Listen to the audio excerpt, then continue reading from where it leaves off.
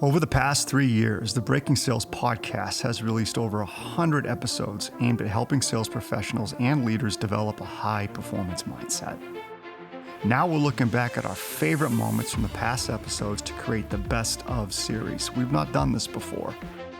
We will feature curated conversations on select topics that will help you approach your conversations and relationships with more intentionality.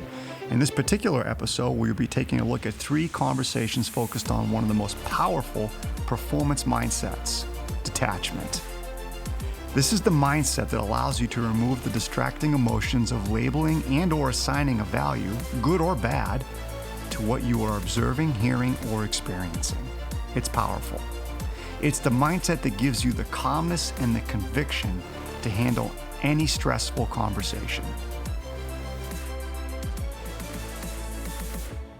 In this first clip, Pam and I discuss why detachment is such an important part of establishing a high-performance mindset, why it's so difficult for sales professionals to achieve, and we're going to provide 4 tips on how to achieve it. If you want to hear the entire episode, scroll back to episode 102, 4 Methods of Detachment.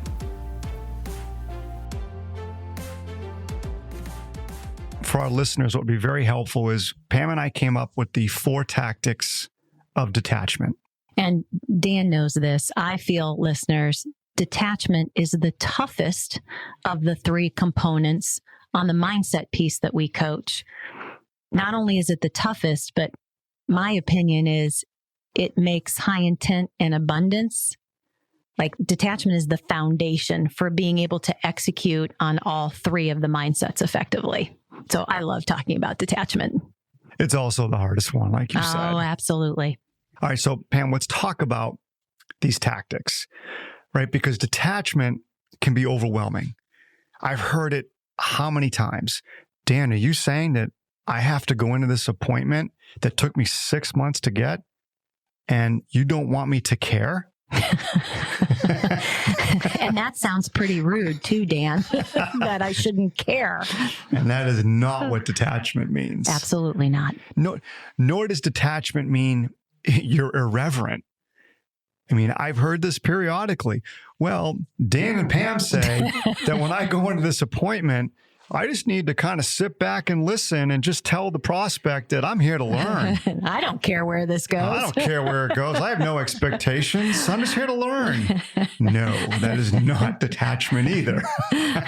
I like to say detachment is your ability to demonstrate your neutrality to the other human being that may or may not trust you quite yet and may not understand what your motives are behind the conversation. I love that, Pam. And I'm going to add another component or another theme of detachment. Maybe I even would call this an outcome to detachment. Okay. You ready? When we're truly detached, we feel less pressure. When we feel less pressure, we perform so much better. Great way to say it. That is what's so important about detachment. It reduces our own pressure so we can perform conversationally or in the clutch, whether it's a negotiation or whatever, at such a higher level. Agreed. So let's get into the 4 tactics. Okay. Give us tactic number 1, Dan. Tactic number 1, the way I say it, is let go of the outcome of the conversation. That's all it means. Don't think forward. If you have a 30-minute discussion, don't be thinking about minute 31. All right, Pam, you want to share tactic number 2? Tactic number 2, there is no good or bad in what somebody shares with you. So I love this one. This is the one that's always been the hardest for me, is tempering how I respond to what comes out of another person's mouth. It's not good and it's not bad. It's just information, and my job is to understand it. I love that. All right, so number 3. This one's a little bit more interesting. It's still tactical. It's learning how to not let the other person or the group, client or prospect sitting across from you, it's learning not to allow their vibe, their energy, or their demeanor throw you off. Why are you laughing, Pam? Because I have a really good example of this one. Last year, I had a prospect meeting. And as you can imagine, just like all of you listeners, I get excited about these things. I get jazzed and juiced about being in front of folks and talking about how we can potentially help them. I mean, my goodness, I've dedicated my life to this. And I will never forget it. It was still at the time where we weren't doing a lot of live meetings. And so the whole thing was through Zoom. And here I am, I've been thinking about it for 2 straight days. I'm excited. There's going to be new people in the room that I can't wait to meet. We start the meeting. My contact makes the introductions. There wasn't a smile. There wasn't an acknowledgement. There wasn't any type of emotion at all from that room. And they all looked like they'd rather be eating dirt than having this conversation with me. And Dan, if you don't think for 1 minute, I absolutely had to say to myself, do not let the response that this room is giving you right now affect what you do today. Oh my goodness, it was very difficult, very difficult. All right, we got one more, Pam. One more. You want to lead it? So number 4, keeping your biases at bay. And probably even more important is understanding when your biases are starting to creep into your head during the course of the conversation. What would be a good example?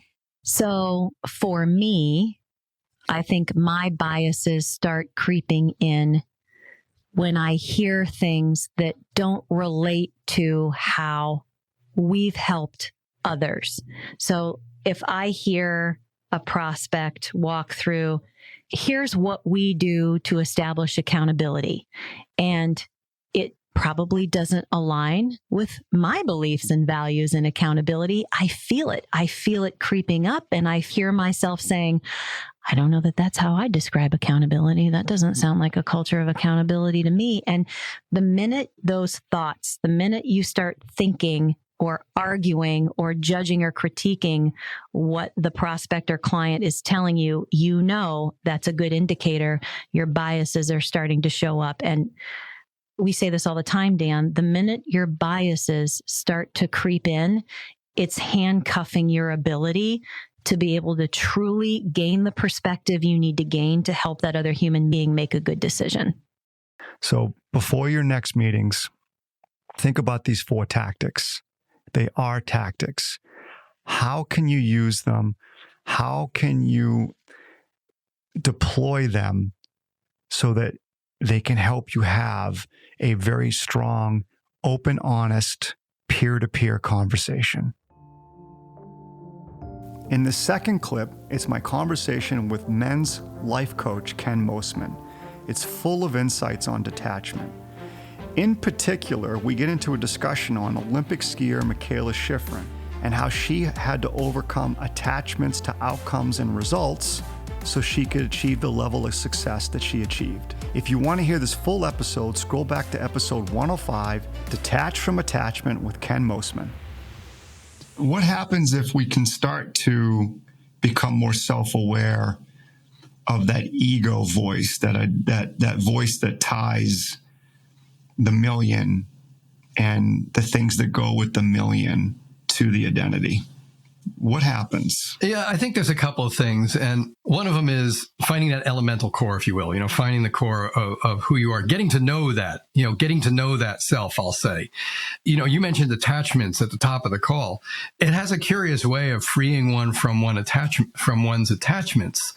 And to me, anyway, I know in my own business, it's made the process of both, gaining clients, for instance, or losing them not such a big deal. It's like, okay, it's like, next. And people who've been in sales for a long time know that. It's okay, next, next. It's not like, oh my God, I have failed. You mentioned the suck before. It's like, therefore I suck. It's like, no. It turns, I'm going to borrow from borrow from speakers I've heard in the past. It's like the failure then becomes an event. It's no longer a part of one's identity. And ego can get so wrapped up in attachment. So there's a degree, I'm going to say a very high degree of freedom in knowing who you really are. Being able to come home at the, let's say, you're a family person, being able to come home at the end of a day that where there was an expectation that, oh yeah, I've got 3 sales that I'm looking forward to closing today. And then in fact that you lost all 3 of them. It's like, okay, I'm going home to a place where I still love the people that I'm with. They still love me. I still know who I am. I'm clear in my identity. I have a strong self-image. That's not fluffy crap. No, that's what we call abundance. Yeah, absolutely. Absolutely. And it's really important to understand that these are not just airy-fairy woo-woo mindsets. There's a clarity about, this is who I am. How can any of us strengthen our ability to listen and follow the more, I'll call it abundant, detached, high intent, the healthier performance voices? Well, you're going to hate this or you're going to love it. And one of them is to remove the performance from the voice. Yeah, remove the performance from the voice, because the performance piece is conditional. It is that if then piece. The gold medal is the be all and end all. So what does that mean then? I think I follow you, but what does that mean when you say remove the performance component from the voice? I will give you an example. And I'm going to talk about if you follow World Cup skiing or if you don't. And I'm going to use Michaela Schifrin as an example. Michaela had an absolutely disastrous Olympics, which I think was just last year, the Beijing Winter Games. Just couldn't get her feet under her. And even in some of the interviews, you could just see her wrestling with, what is going on here? And including, if I remember some of the interviews, even she said, I'm questioning everything right now. I'm questioning everything. And then if we look at her performance this year, she's won a ridiculous amount of races. I can't see anyone touching her in terms of winning the overall World Cup. She just passed Lindsey Vonn's record for the most wins for a female World Cup ski racer, having a year that is absolutely amazing. Now, it's a safe bet that she is not, and she even said at one point, I'm not even thinking about this record, and she talked about how much fun she was having. Again, I'm not in her head, so this is all projection, but it certainly looks from the outside like there's a recognition that who she is doesn't matter whether she wins or loses, which, by the way, makes her the greatest, perhaps certainly up until this point. She's only got the last I looked, she only had 3 wins to pass Stenmark's all-time record, Ingemar Stenmark's all-time record. She is poised to become, given her age, also she's poised to become the winningest alpine ski racer ever. Big shift there. If she had fallen down that rabbit hole of who am I without an Olympic gold medal, without winning one at the Beijing Games, game over, forget it. Yeah, I would equate that too. It's a perfect analogy for a top sales professional who goes into a big meeting and subconsciously, or maybe even a little bit consciously, they tie their identity to the success of the meeting. Right. They had to work hard for the meeting, right? They had to prep a lot for the meeting. They understand because maybe they're meeting with an upper executive in a C-suite. They may have little room for error, right? And so then it all becomes like, okay, this is my moment. This is what I've been waiting for, right? This is what's going to show or define my ability to bring in the big one, right? All these thoughts start to permeate, and then all of a sudden right now you're focused on A, the result, and B, you've tied your identity to it. Right. And who walks into the meeting to actually run the show? Is it that performative teenager who's got to prove something? Is it someone who's like, oh, please love me, please love me, please love me? Again, really important to know. Or is it, and this is the other place this is where the who am I comes in. Or is it going to be, I use this language, is it going to be the conscious, mature, present, adult who's able to meet the moment. Another key piece is who's able to meet the moment, to meet the objections or questions that are coming from that CEO without getting wrapped up in, without getting wrapped around the axles, like, oh my God, how am I doing? Do they like me? And they still might not get the sale, even if they show up that way, but they will have been able to walk away knowing, no, I met the moment. Maybe we just weren't a match, or I met the moment and great. Again, it comes back to next. It really does come back to next. Using your ski analogy, my takeaway is that she put all that pressure on herself to climb that one mountain peak, which was the gold, tied a bit of her identity to it because of her successes and her talent and how hard she's worked. And then because of that, part of that at least was it didn't work out. And then after the fact, she was able to go back to more of enjoyment of the sport, more focus probably because of it. That's just my gut, but yeah, who knows? It would be fascinating to spend a week or two in her head, though. In the last clip, we're going to make an analogy and a comparison to the dating world. Detachment is a mindset that dictates how we filter and decode the world around us. The lessons from one type of interaction can be applied to many other experiences. In this particular conversation with dating expert Dr. Karen Anderson-Abril, we discuss how the detached mindset comes into play in the dating world and how we can apply that perspective to our work in the business world. If you want to hear the full episode, scroll back to episode 9. That's right, way back to episode 9, Sales and Dating with psychologist Dr. Karen Anderson-Abril. Yeah, when you talk about standards, Karen, I think about sales. One of the standards would be stop chasing. Go have a conversation, determine if that prospect needs your expertise or service. My instinct as you talk is that's very similar on the dating as well. Absolutely. And I always encourage us to feel that complete sense of self. It's very much you want a relationship, but you don't need one. You know that you are complete in and of yourself. That line from Jerry Maguire was cute in the movies. It's not cute in real life. The you complete me. No one needs to be completing anyone else. And it's the same in sales, right? I'm not chasing the sale. I'm not chasing the account. And it's the same with dating. We need to approach dating from a sense of, yes, I would like a partner, but I don't need one. There's a very important distinction there.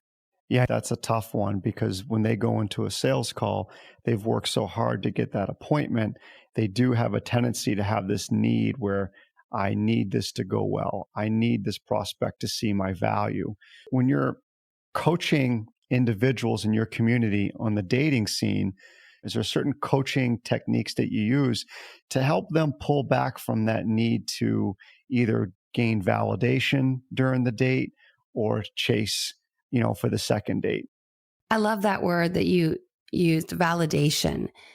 It's sad that we feel that we need to be validated from something external, but it's normal. We often grow up feeling that we are insufficient in some way, and we look for that reinforcement. And depending on our childhood wounds, for example, we may feel that we're always coming from a place of, I need you to make me feel okay about myself. So of course, with people that are in my community, I'm encouraging them to be very honest with themselves, to take their own emotional temperature, so to speak. Are they feeling that they're approaching dating from a place of, I need you to validate me. I need you and whoever I come across to validate me. Because if we're doing that, we're then turning over all the power to someone else. And our happiness is in their hands. And it could start in the first date. If someone is really, this person, I find them very attractive. They're very charming. I want this person in my life. I like how I feel when I'm with this person. And it's messy because it's okay to like how you feel with your life partner. That is a good sign that you will feel a lovely connection that has this natural flow about it. But there's a very thin line between enjoying someone's company and then feeling, I need you to make me feel okay, to validate me. So I coach people to be very honest, to read self-help books, to listen to podcasts, of course, to do psychotherapy, with someone who can help them recognize, what do I need to feel full and complete within myself, so that I'm bringing an energy of I am complete, and I'm just interested to see if we would make a nice partnership, as opposed to I'm incomplete, please validate me. There was a time in my life when I was dating and just getting into sales. And I know I looked for validation for the person that I was dating, and I looked for validation from every prospect I sat down with. So if you were to sit with someone like me back then, who looked at both perspectives or channels of his life, dating and in sales, and needing validation, what would be some of the advice you'd give me? The theme of my podcast is take charge of your thoughts, take charge of your life. So I approach these sorts of situations from a point of understanding the messaging that you have internalized, the self-talk, your inner monologue, and really sometimes just clarifying and articulating what you're thinking. So I would encourage you to first look at the thoughts, then look at what's beneath the thought, because every thought beneath it is a belief and a meaning that we are giving to. So something like, I really need to have a partner in my life. And then that would be the thought. And underneath that, I would encourage us to then unpack, what's the meaning? What does that mean? Well, because if I have someone in my life, then I'll feel better about myself. Then I'll feel that I can go to parties and have this beautiful person on my arm. And to unpack why that is so important, why you're giving so much energy to that. And when we unpack into the meaning, that's where we can make the adjustment at the meaning level. Thank you for listening to the Best of Detachment. It was a lot of fun putting it together and reminiscing about some of the past conversations. For more information on detachment, listen to these full episodes. And look out for our future best of episodes on mindset attributes such as abundance, scarcity, and more. Thanks for tuning in.